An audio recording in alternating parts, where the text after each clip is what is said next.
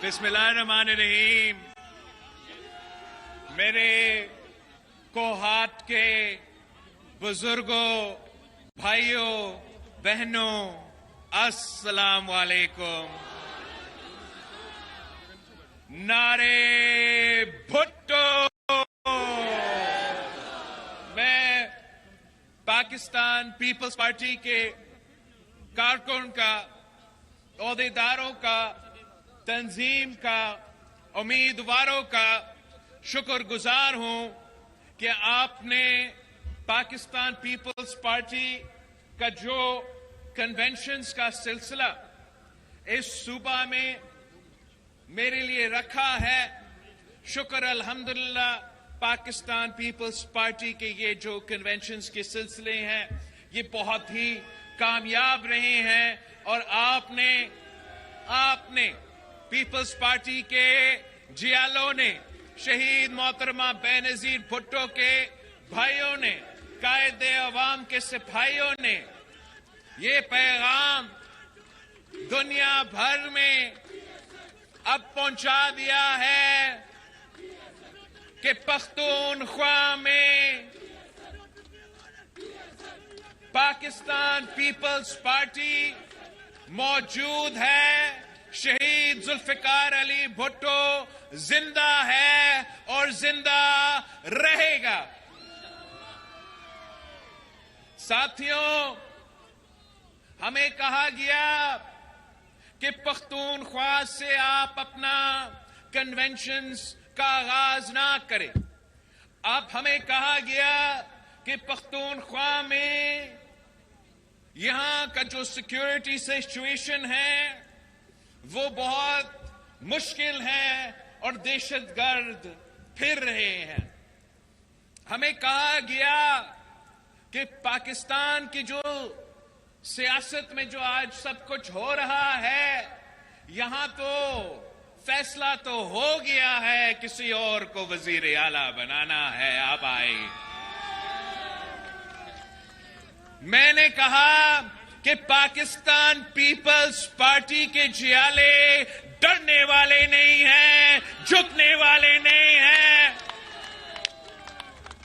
وہ Pakistan Peoples party کے ساتھ کھڑے ہیں، اور میں اس مشکل وقت میں بھی ان کے پاس پہنچوں گا، انہیں بتاؤں گا کہ آج بھی ہم قائد عوام اور شہید محترمہ بے نظیر بھٹو کی جد و جہد لڑنے کے لیے تیار ہے.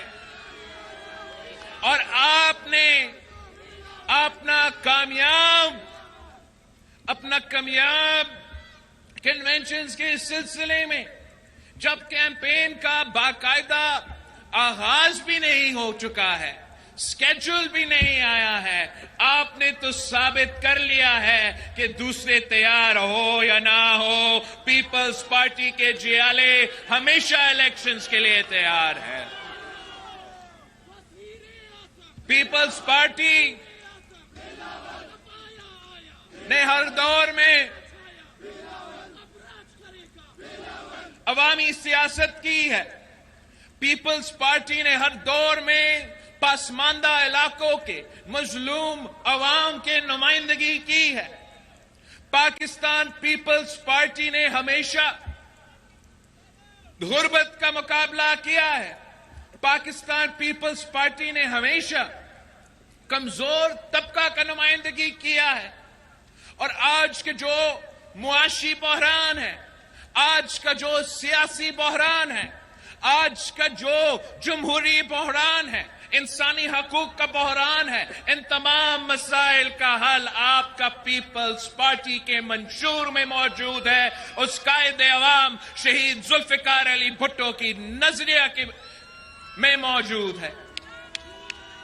پاکستان پیپلز پارٹی سمجھتا ہے کہ ہمارا کوئی سیاسی مخالف نہیں، نہ کوئی کھلاڑی ہمارا مقابلہ کر سکتا ہے اور نہ کوئی اور ہمارا مقابلہ کر سکتا ہے. ہمارا تو مقابلہ ان سیاستدانوں سے نہیں، ہمارا مقابلہ بے روزگاری، غربت اور مہنگائی سے ہے. میرا پارٹی तीन नस्लों से ये जदोजहद लगता आ रहा है। शहीद जुल्फिकार अली भुट्टो ने रोटी, कपड़ा और मकान का नारा दिया तो इसलिए दी ताकि इस अवाम का, इस मुल्क की गरीब अवाम का जो तमाम मसाइल है वो हल किया जाए। शहीद मोहतरमा बेनजीर भुट्टो इस नारा से पहचाना जाती थी कि बेनजीर आएगी तो रोजगार लाएगी। वो इसलिए कि पाकिस्तान पीपल्स पार्टी वो वाहिद जमात है जो अशराफिया को नहीं, पाकिस्तान के अवाम का नुमाइंदगी करता है। पाकिस्तान पीपल्स पार्टी वो वाहिद जमात है जो अशराफिया को नहीं, मजदूरों, किसानों, नौजवानों, सफेद पोश, पूरा जो सारे तबकात है उनका नुमाइंदगी करता है। और इंशाअल्लाह ताला आप हमारे साथ देंगे तो फरवरी 8 को हम ये पुराना रवायती सियासत, नफरत की सियासत, तकसीम की सियासत, जाती दुश्मनी की सियासत को दफन करके खिदमत की सियासत, एक नई सियासत का आगाज करेंगे।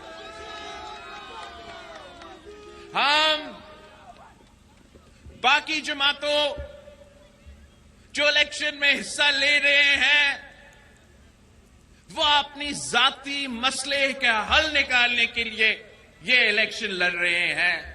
अगर मैं ये इलेक्शन लड़ रहा हूं तो आपका मसाइल का हल निकालने के लिए लड़ रहा हूं।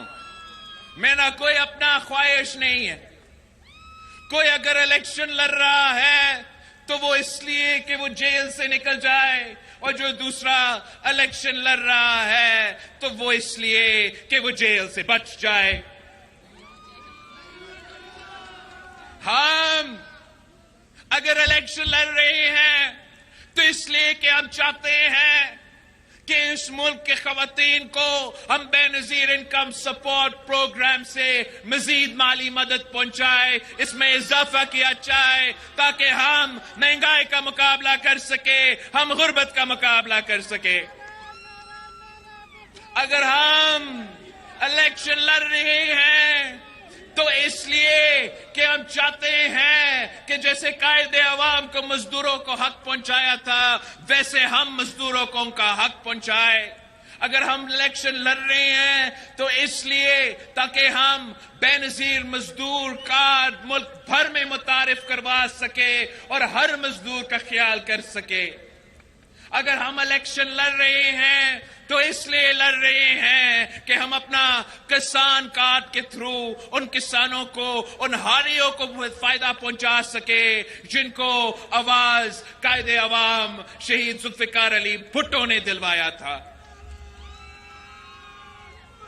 अगर हम इलेक्शन लड़ रहे हैं तो हम इसलिए लड़ रहे हैं कि हम अपने भाइयों को, अपने बहनों को, अपने नौजवान साथियों को यूथ कार्ड देना चाह रहे हैं ताकि इस मुश्किल मुआशी बहरान में, इस बेरोजगारी के सिलसिले में हम उनको मदद कर सकते हैं, उनको माली मदद पहुंचा सकते हैं, उनको रोजगार दिलवा सकते हैं, उनको पाकिस्तान के अंदर और जैसे कायदे अवाम ने दुनिया भर में रोजगार दिलवाया, इंशाअल्लाह ताला वैसे ही हम अपने भाइयों को, हम अपने बहनों को दुनिया भर में रोजगार पहुंचाएंगे।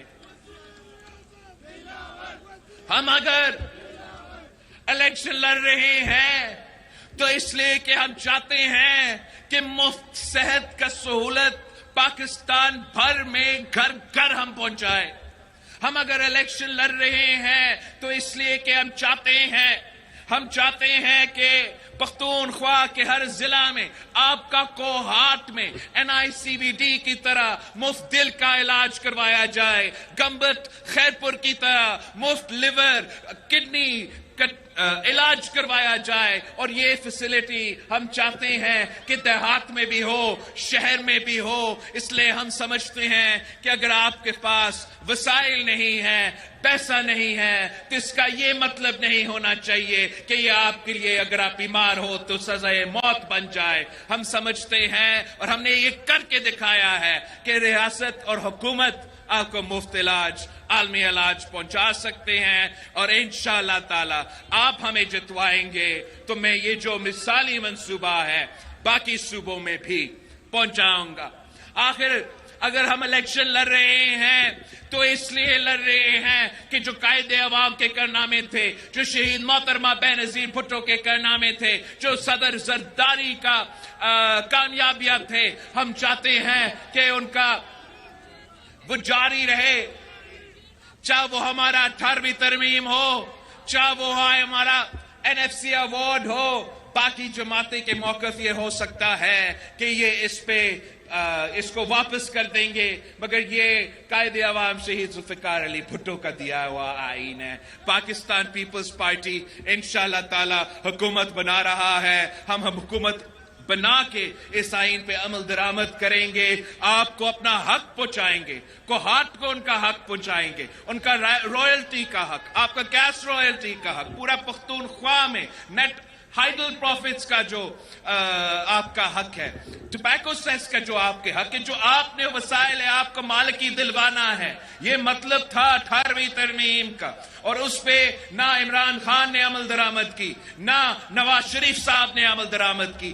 انشاءاللہ تعالی آپ کا حکومت بنے گا تو ہم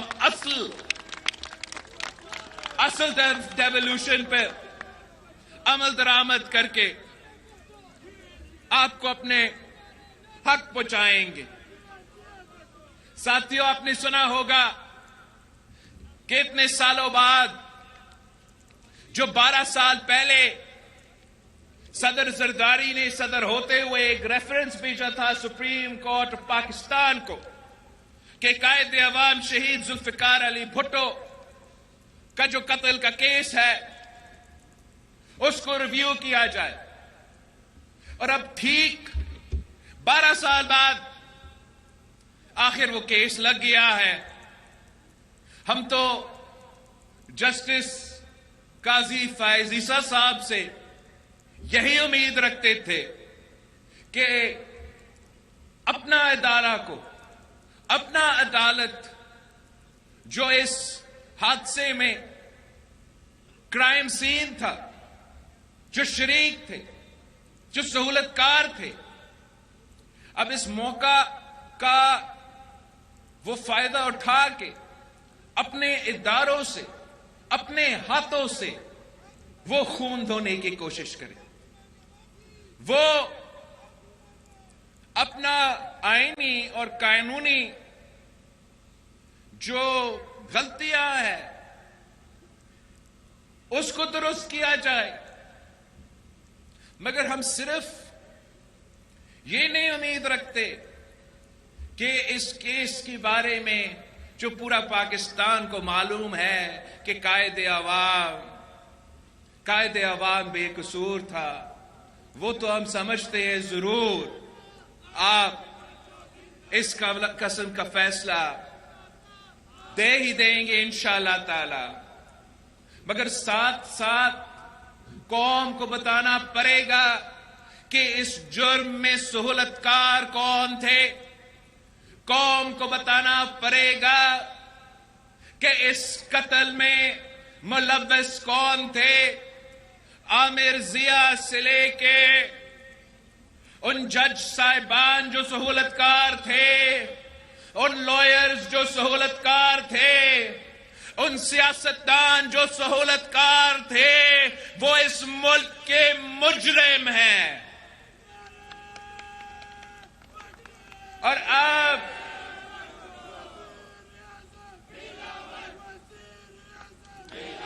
ہم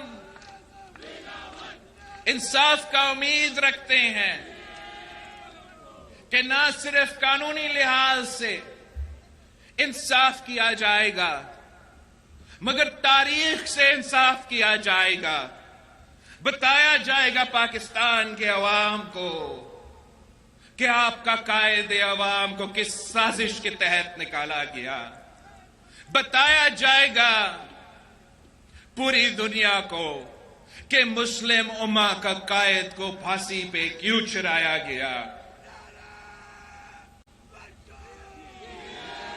اور اگر انشاءاللہ تعالی ہمارا اس کوشش کامیاب ہو جاتا ہے تو انشاءاللہ تعالی یہ جو سنگین واقعہ ہے، جو تاریخی واقعہ ہے، اگر عدالت اپنی طرف سے اس ایشو کو ایڈریس کر دیتی ہے تو پاکستان کے عوام میں وہ امید آ جائے گا کہ اگر آخرکار قائد عوام شہید ذوالفقار علی بھٹو کو، اس آئین کا بانی کو، اس ایٹم بم کا بانی کو، اس ملک کے عوام کا قائد کو اگر انصاف دیا جاتا ہے تو شاید اس ملک کے عوام بھی آپ پہ بھروسہ کرے، شاید اس ملک کے عوام بھی یہ امید رکھے کہ آخر ان کو انصاف دیا جائے گا۔ میں آپ سب